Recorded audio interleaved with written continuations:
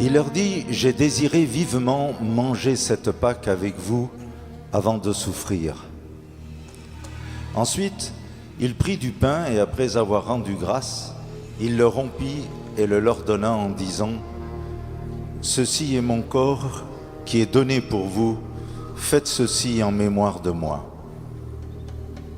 Il prit de même la coupe après le souper et la leur donna en disant, « Cette coupe est la nouvelle alliance en mon sang qui est répandue pour vous. »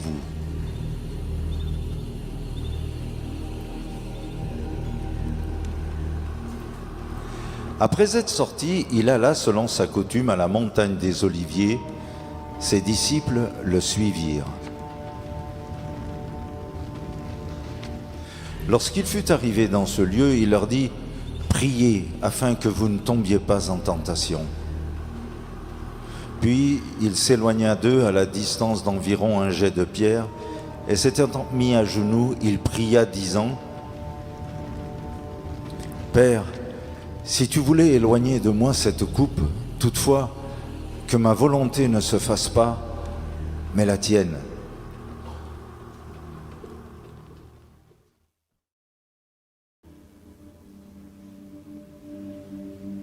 Après avoir saisi Jésus, ils l'emmenèrent et le conduisirent dans la maison du souverain sacrificateur. Pierre suivait de loin. Les hommes qui tenaient Jésus se moquaient de lui et le frappaient. Ils lui voilèrent le visage et ils l'interrogeaient en disant, « Devine qui t'a frappé !» Et ils proféraient contre lui beaucoup d'autres injures.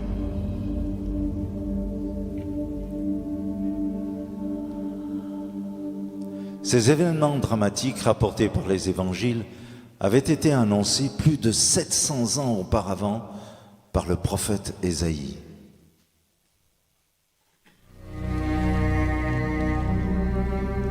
Qui a cru ce qui nous était annoncé? Qui a reconnu le bras de l'Éternel? Il s'est élevé devant lui comme une faible plante, comme un rejeton qui sort d'une terre desséchée. Il n'avait ni beauté ni éclat pour attirer nos regards, et son aspect n'avait rien pour nous plaire.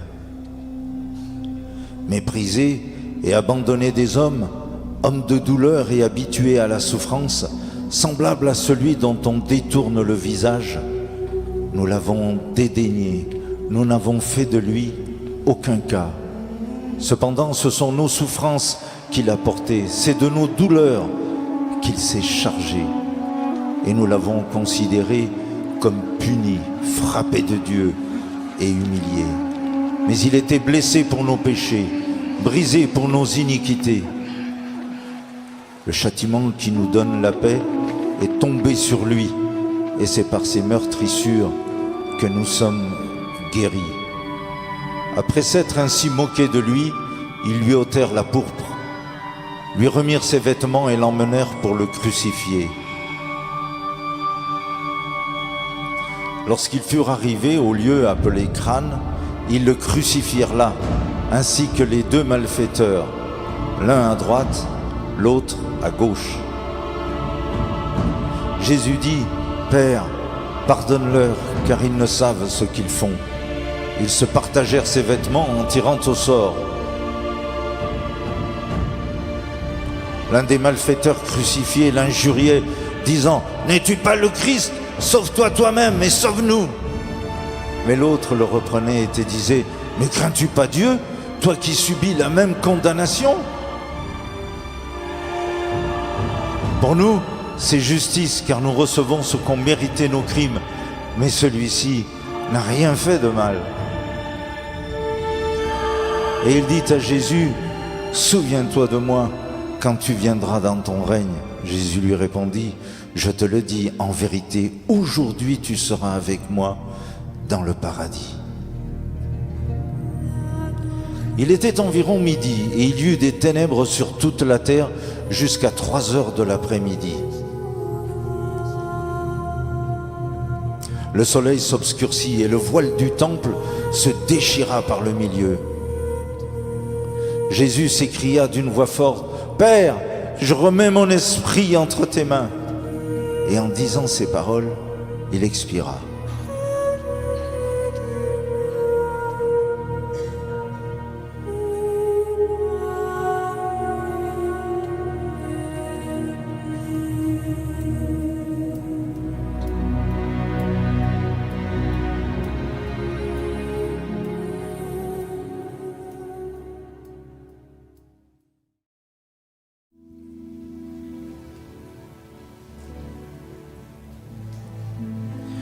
Joseph d'Arimathée le descendit de la croix, l'enveloppa d'un linceul et le déposa dans un sépulcre taillé dans le roc où personne n'avait été encore mis. C'était le jour de la préparation et le sabbat allait commencer. Les femmes qui étaient venues de la Galilée avec Jésus accompagnèrent Joseph, virent le sépulcre et la manière dont le corps de Jésus y fut déposé.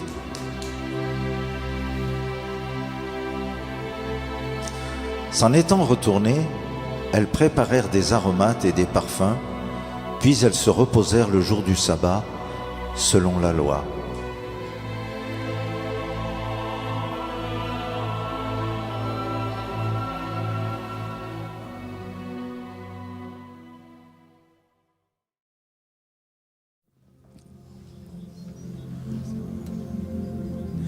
Le premier jour de la semaine, elles se rendirent au sépulcre de grand matin, portant les aromates qu'elles avaient préparés.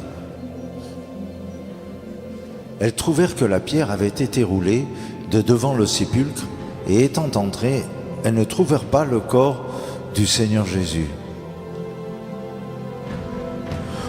Comme elles ne savaient que penser de cela, voici, 2 hommes leur apparurent en habits resplendissants.